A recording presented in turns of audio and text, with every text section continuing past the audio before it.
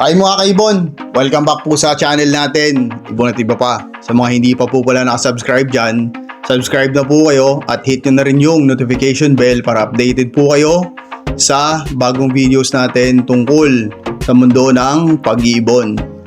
At ngayong araw to mga kaibon, may simpleng pag-uusapan na naman tayo mga kaibon kasi napapansin natin medyo dumadami na naman yung buying.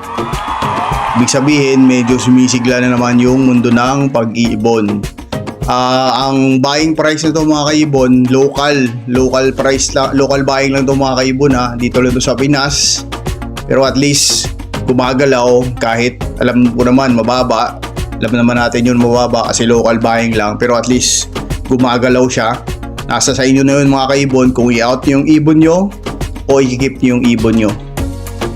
Pero sa atin dito, gaya ng sinasabi ko parate, nilalatag lang po natin yung presyo ng ibon.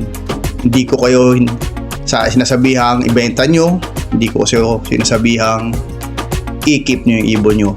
Ang decision po is nasa inyo mga kaibon. Okay mga kaibon?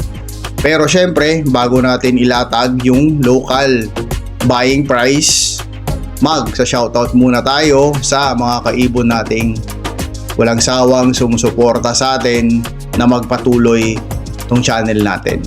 Maraming salamat sa inyo mga kaibon. Okay mga kaibon, syempre ngayon mag-shoutout na tayo sa mga kaibon nating walang sawang sumusuporta sa atin. Salamat po sa inyo mga kaibon kasi nagpapatuloy po tayong mag-upload ng mga video every week mga kaibon. Okay, kahit sa sobrang busy kasi pasukan na naman.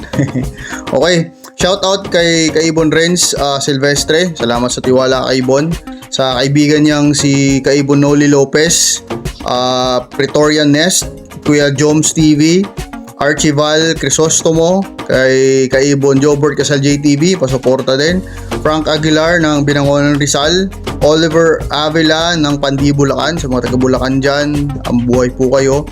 Gino Baclaan, Mike Santa Ana, Key J. Avery, Jeffrey Ala, Papa Joms, pa-display pet, Chris Bunda ng Gagalangin Tondo, sa mga taga-Tondo dyan, mabuhay po kayo dyan. Kathy Ramos, Christoph Bunda, Leo Lunaria, Red Mini Avery ng San Pablo City, sa mga taga San Pablo dyan, mabuhay po kayo. Aurelio Bautista ng Malolos Bulacan, sa mga taga Bulacan po dyan, taga Malolos, mabuhay po kayo dyan. At Kaibon Billy Jack at kay Kaibon Kim Arellano, maraming salamat po mga kaibon sa suporta nyo. Okay mga kaibon, syempre ngayon pag-uusapan na natin yung simpleng topic natin. Ito yung tungkol sa local buying mga kaibon. Okay, local buying to mga kaibon Ang mga ibon dito is dito lang din sa Pilipinas ibebenta. Okay, at tandaan nyo parate, pag local buying, may mga slots lang po yan. Minsan 20, minsan 10 lang hinahanap nila, minsan 5 lang, depende kung ano yung open na slots. Kaya dito, pag nagbenta kayo, paunahan talaga mga kaibon. Okay, ang price nito, ilalatag na natin sa inyo at nasa sa inyo na yun mga kaibon. Basta tayo, ilalatag lang natin gaya ng sinasabi ko parate. Kung i-out nyo, out nyo. Kung i-keep nyo, keep nyo. Kasi alam naman natin mababa, pero at least umiikot siya. At napapansin natin na medyo sumisigla na naman yung mundo ng pag-iibon kasi maraming buying local tsaka taga export. May nagbabuying din. Okay mga kaibon, ngayon, umpisahan natin yung buying price ng green Opa Dilute.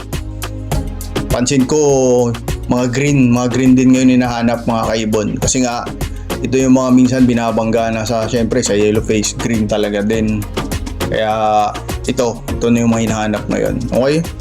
Green Opa Dilute, ang presyo po nito is 2.5. Okay?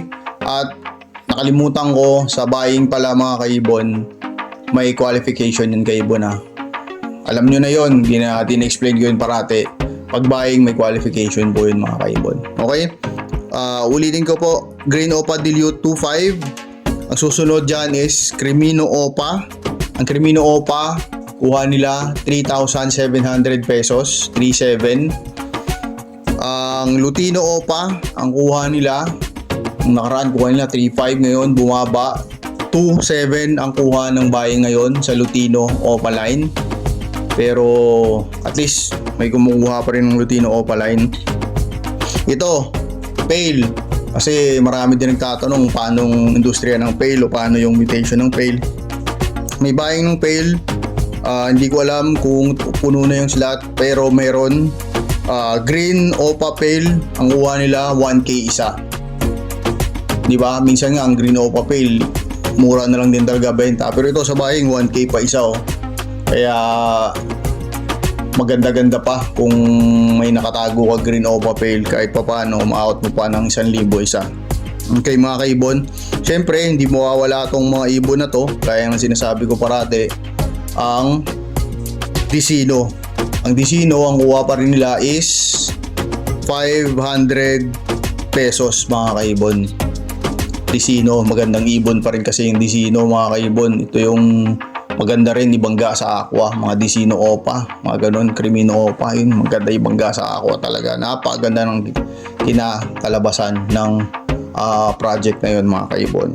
At susunod, syempre Crimino, walang kargang Opa, ang kuha pa rin nila is 1,200 pesos pa rin mga kaibon.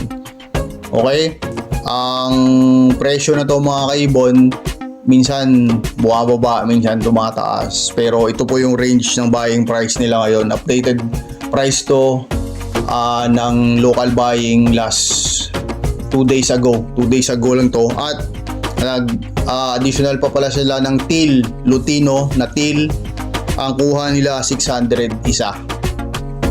Okay, ang teal, hindi tayo medyo familiar sa teal mga kaibon kasi focus lang tayo sa Alps, pero meron silang buying din.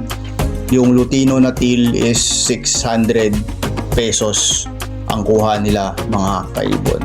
Okay, yun po yung buying price ng local ngayon mga kaibon.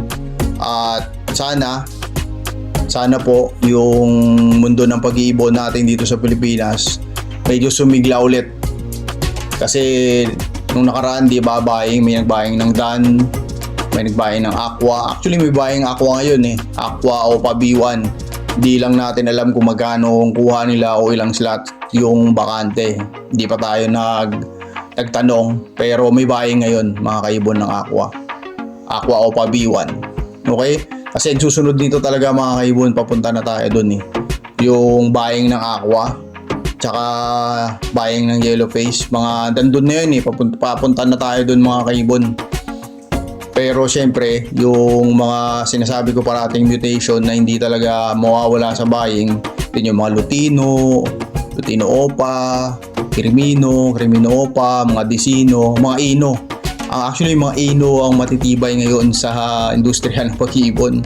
Tibay nila kasi mga kaibon, magagandang Ino. At ang Ino, pag binari sa Aqua, napaganda.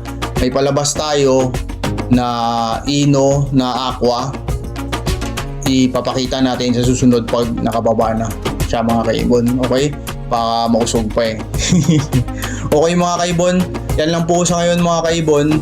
Inatry natin yung best natin kahit sobrang busy tayo.